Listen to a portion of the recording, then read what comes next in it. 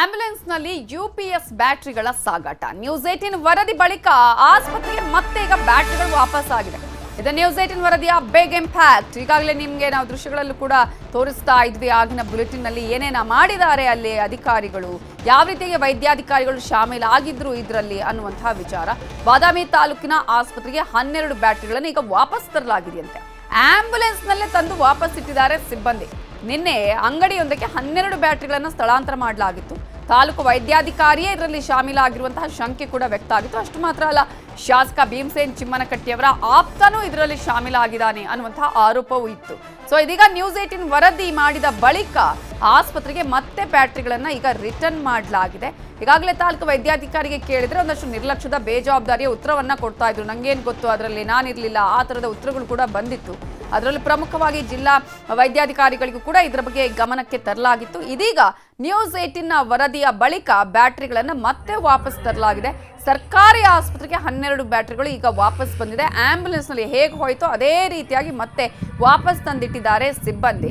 ಆಂಬ್ಯುಲೆನ್ಸ್ನಲ್ಲಿ 12 ಬ್ಯಾಟರಿಗಳನ್ನು ಸಾಗಾಟ ಎಲ್ಲಿ ಮಾಡಲಾಗಿತ್ತು ಏನು ಅಂತ ಪ್ರಶ್ನೆ ಕೇಳಿದಂಥ ಸಂಬಳಿ ಡ್ರೈವರ್ ಇದಕ್ಕೆ ಉತ್ತರವನ್ನ ಕೊಟ್ಟಿದ್ರು. ಅಲ್ಲಿ ಒಬ್ಬರ ಅಂಗಡಿ ಪಕ್ಕದಲ್ಲಿ ಇಟ್ಟಿದ್ದೀವಿ ಅನ್ನುವಂಥ ವಿಚಾರವನ್ನ ಹೇಳ್ತಾ ಇದ್ರು. ಪ್ರಮುಖವಾಗಿ ನಾವಿಲ್ಲಿ ಗಮನಿಸಬೇಕಾಗಿರೋದು ಅಧಿಕಾರಿಗಳು ಹೇಗೆ ಶಾಮೀಲಾಗಿದ್ರು, ಇದರಲ್ಲಿ ವೈದ್ಯಾಧಿಕಾರಿಗಳು ಯಾವ ರೀತಿಯಾಗಿ ಶಾಮೀಲಾಗಿದ್ರು ಅನ್ನೋದನ್ನ ಕೂಡ ಈಗ ತನಿಖೆ ಮಾಡುವಂತಹ ಅವಶ್ಯಕತೆ ಇದೆ. ಬಟ್ ಈಗ ಆ ಒಂದು UPS ಗಳನ್ನ ಮತ್ತೆ ವಾಪಸ್ ತಂದು ಇಟ್ಟಿದ್ದಾರೆ. ಬಟ್ ಯಾರ್ಯಾರ ಕೈವಾಡ ಇದೆ ಅನ್ನೋದು ಇದರಿಂದ ಬಯಲಾಗಬೇಕಾಗಿದೆ. ಇದೇ ವಿಚಾರಕ್ಕೆ ಸಂಬಂಧಪಟ್ಟಾಗ ಇನ್ನಷ್ಟು ಡೀಟೇಲ್ಸ್ ಅನ್ನ ಕೊಡೋದಕ್ಕೆ ನಮ್ಮ ರಿಪೋರ್ಟರ್ ಮಂಜುನಾಥ್ ಈಗ ನೇರ ಸಂಪರ್ಕದಲ್ಲಿ ಜಾಯ್ನ್ ಆಗಿದ್ದಾರೆ. ಮಂಜುನಾಥ್, ಈಗಾಗಲೇ 12 ಬ್ಯಾಟರಿಗಳನ್ನ ತಗೊಂಡು ಹೋದವರು ಮತ್ತೆ ವಾಪಸ್ ಈಗ ತಂದು ಇಟ್ಟಿದಾರ ಅಂದ್ರೆ ಹಾಗಾದ್ರೆ ಇವ್ರು ಮಾಡಿದ್ದು ಏನು, ಅಕ್ರಮದಲ್ಲಿ ಹೇಗೆ ಭಾಗಿಯಾಗಿದ್ರು ಅನ್ನೋದು ಅಲ್ಲಿಗೆ ಸಾಬೀತಾದಂಗ ಆಯ್ತು ಅಂತ ಹೇಳಿ. ನಮಿತಾ ಜೈನ್, ಬಾದಾಮಿ ತಾಲೂಕು ಆಸ್ಪತ್ರೆಯಲ್ಲಿ ನಿನ್ನೆ ಏನು 12 ಬ್ಯಾಟರಿಗಳನ್ನ ಅಂದ್ರೆ ಸುಮಾರು 45 ಲಕ್ಷ ರೂಪಾಯಿ ಬೆಲೆ ಬಾಳುವಂತಹ 12 ಬ್ಯಾಟರಿಗಳನ್ನ ಆಂಬ್ಯುಲೆನ್ಸ್ ಮೂಲಕ ಬಾದಾಮಿ ಪಟ್ಟಣದಲ್ಲೇ ಇರುವಂತಹ ಒಂದು ಅಂಗಡಿಗೆ ಅವನ ಸ್ಥಳಾಂತರವನ್ನ ಮಾಡಲಾಗಿತ್ತು. ಇದರ ಬಗ್ಗೆ ಮುಖ್ಯ ವೈದ್ಯಾಧಿಕಾರಿಗೆ ಪ್ರಶ್ನೆ ಮಾಡಿದಂತ ಸಂದರ್ಭದಲ್ಲಿ ಆ ಬ್ಯಾಟರಿಗಳ ಸ್ಥಳಾಂತರ ಆಗಿರೋ ವಿಚಾರ ನನಗೆ ಗೊತ್ತೇ ಇಲ್ಲ ಅಂತ ಹೇಳಿ ಅವರು ಹೇಳಿಕೆಯನ್ನು ಕೂಡ ನೀಡಿದ್ರು.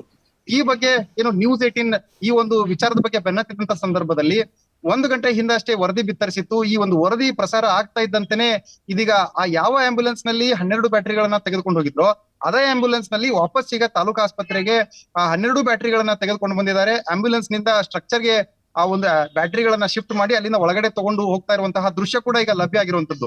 ನಿನ್ನೆ ಏನು ಈ ಒಂದು ಘಟನೆ ನಡೆದಿದೆ, ಇದಕ್ಕೆ ಸಂಬಂಧಪಟ್ಟಂತೆ ಈ ಒಂದು ಘಟನೆ ಹಿನ್ನೆಲೆಯಲ್ಲಿ ತಾಲೂಕಾ ಮುಖ್ಯ ವೈದ್ಯಾಧಿಕಾರಿ ಅಂದ್ರೆ ಈ ಆಸ್ಪತ್ರೆಯ ಮುಖ್ಯ ವೈದ್ಯಾಧಿಕಾರಿ ಏನಿದ್ದಾರೆ ವೀರೇಶ್ ಶೆಟ್ಟರ್ ಎನ್ನುವಂತವರು, ಅವರು ಇದರಲ್ಲಿ ಪ್ರಮುಖವಾಗಿ ಭಾಗಿಯಾಗಿದಾರ ಎನ್ನುವಂತಹ ಒಂದು ಅನುಮಾನ ಕಾಡ್ತಾ ಇರುವಂತದ್ದು. ಯಾಕಂತಂದ್ರೆ ಆಸ್ಪತ್ರೆಯಿಂದ ಲಕ್ಷಾಂತರ ರೂಪಾಯಿ ಮೌಲ್ಯದ ವಸ್ತು ಹೊರಗಡೆ ಹೋಗ್ತಾ ಇದೆ ಅಂತಂದ್ರೆ ಆ ಒಂದು ಮಾಹಿತಿ ಅಧಿಕಾರಿಗೆ ಇಲ್ಲ ಅನ್ನುವಂಥದ್ದಾದ್ರೆ ಈ ಒಂದು ಇದೇ ಒಂದು ವರ್ತನೆಯಲ್ಲೇ ಇದು ಗೊತ್ತಾಗುತ್ತೆ, ಇದರಿಂದ ಇವರು ಕೈವಾಡ ಇದೆ ಅನ್ನುವಂಥದ್ದು. ಅದರ ಜೊತೆಗೇನೆ ಬಾದಾಮಿಯ ಶಾಸಕರಾಗಿರುವಂತಹ ಭೀಮಸೇನ್ ಚಿಮ್ಮನಕಟ್ಟಿ ಅವರ ಆಪ್ತ ಕೂಡ ಒಂದು ಆಸ್ಪತ್ರೆಯಲ್ಲಿ ಈ ಒಂದು ಸ್ಥಳಾಂತರ ಮಾಡುವಂತಹ ಸಂದರ್ಭದಲ್ಲಿ ಇದ್ರು. ಇದರ ಬಗ್ಗೆ ಸ್ಥಳೀಯರು ಕೂಡ ಒಂದು ಆರೋಪವನ್ನ ಮಾಡಿದ್ದಾರೆ. ಅವರು ಕೂಡ ಇದರಲ್ಲಿ ಶಾಮೀಲಾಗಿರುವಂತಹ ಶಂಕೆ ಇದೆ, ಇದು ತನಿಖೆ ಆಗ್ಬೇಕು ಅನ್ನುವಂತಹ ಒತ್ತಾಯವನ್ನ ಮಾಡ್ತಾ ಇದ್ದಾರೆ.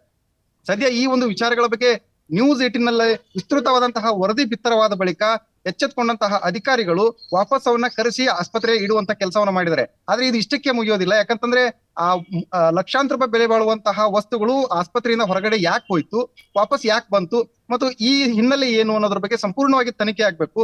ಯಾರೆಲ್ಲ ಇದರಲ್ಲಿ ಒಂದು ಅಕ್ರಮ ಎಸಗಿದ್ದಾರೆ ಮತ್ತು ಒಂದು ಅಕ್ರಮ ನಡೆದಿದ್ದೇ ಆದ್ರೆ ಯಾರೆಲ್ಲ ಇದರಲ್ಲಿ ಪ್ರಮುಖ ಪಾತ್ರವನ್ನು ವಹಿಸಿದಾರೋ ಅಂತವ್ರಿಗೆಲ್ಲವೂ ಕೂಡ ಒಂದು ಕ್ರಮ ಆಗ್ಬೇಕಾಗಿರುವಂತಹ ವಿಷಯ ಇರುವಂತದ್ದು. ನಮಿತಾ, ಈಗ ಮಂಜುನಾಥ್, ಈಗ ಇದು ಒಂದ್ ಬಾರಿ ಈಗ ಗೊತ್ತಾಗಿರುವಂಥದ್ದು, ಈ ಹಿಂದೆ ಎಷ್ಟೆಷ್ಟು ಆಗಿತ್ತೋ ಏನೋ ಅನ್ನೋದನ್ನು ಕೂಡ ನಾವಿಲ್ಲಿ ಯೋಚನೆ ಮಾಡಬೇಕಾಗತ್ತೆ.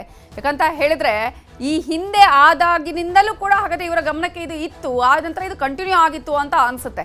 ಈಗ ಯಾಕೆ ತಗೊಂಡು ಹೋದ್ರು ಅನ್ನೋದಕ್ಕೆ ಯಾರಾದ್ರೂ ಉತ್ತರವನ್ನ ಕೊಟ್ಟಿದಾರಾ? ಏನಾದ್ರೂ ಇದಕ್ಕೆ ನಾವು ತನಿಖೆ ಮಾಡಿಸ್ತೀವಿ ಅನ್ನೋದ್ರ ಬಗ್ಗೆ ಏನಾದ್ರೂ ಅಲ್ಲಿ ಉತ್ತರ ಬಂದಿದ್ಯಾ? ನಮಿತಾ ಜೈನ್, ಇದುವರೆಗೂ ಕೂಡ ಈ ವಿಚಾರಕ್ಕೆ ಸಂಬಂಧಪಟ್ಟಂತೆ ಬಾಗಲಕೋಟೆಯ DHO ಆಗಿರ್ಬಹುದು ಅಥವಾ ಬಾದಾಮಿಯ THO ಆಗಿರ್ಬಹುದು ಅಥವಾ ಈ ಒಂದು ವಿಚಾರದಲ್ಲಿ ಏನು ಆಗಿದ್ದಾರೆ ಅನ್ನುವಂತಹ ಆರೋಪವನ್ನ ಎದುರಿಸ್ತಾ ಇದ್ದಾರೆ ವೀರೇಶ್ ಶೆಟ್ಟರ್ ಅವರಾಗಿರ್ಬೋದು. ಇದುವರೆಗೂ ಕೂಡ ಯಾವುದೇ ರೀತಿಯಾದಂತಹ ಸ್ಪಷ್ಟನೆಯನ್ನ ಕೊಟ್ಟಿಲ್ಲ. ಬದಲಿಗೆ ಬೆಳಿಗ್ಗೆ ಏನು ಇವರನ್ನ ಈ ಬ್ಯಾಟರಿಗಳು ಯಾಕೆ ಸ್ಥಳಾಂತರ ಆಯ್ತು ಅನ್ನೋದ್ರ ಬಗ್ಗೆ ಮಾಹಿತಿಯನ್ನ ಕೇಳೋದಕ್ಕೆ ನ್ಯೂಸ್ 18 ಸಂಪರ್ಕ ಮಾಡಿದಂತ ಸಂದರ್ಭದಲ್ಲಿ ಅವರು ಫೋನ್ ಅನ್ನ ಕಟ್ ಮಾಡಿ ಅಲ್ಲೇ ಹೋಗಿ ಕೇಳ್ಕೊಳ್ಳಿ ಅಂತ ಹೇಳಿ ದರ್ಪವನ್ನ ತೋರಿ ಮೊಬೈಲ್ ಅನ್ನ ಸ್ವಿಚ್ ಆಫ್ ಮಾಡಿದ್ರು. ಅದೇ ರೀತಿಯಾಗಿ ನ್ಯೂಸ್ 18 ನಂಬರ್ ಅನ್ನ ಬ್ಲಾಕ್ ಲಿಸ್ಟ್ ಗೆ ಸೇರಿಸುವಂತ ಕೆಲಸವನ್ನ ಮಾಡಿದ್ರು.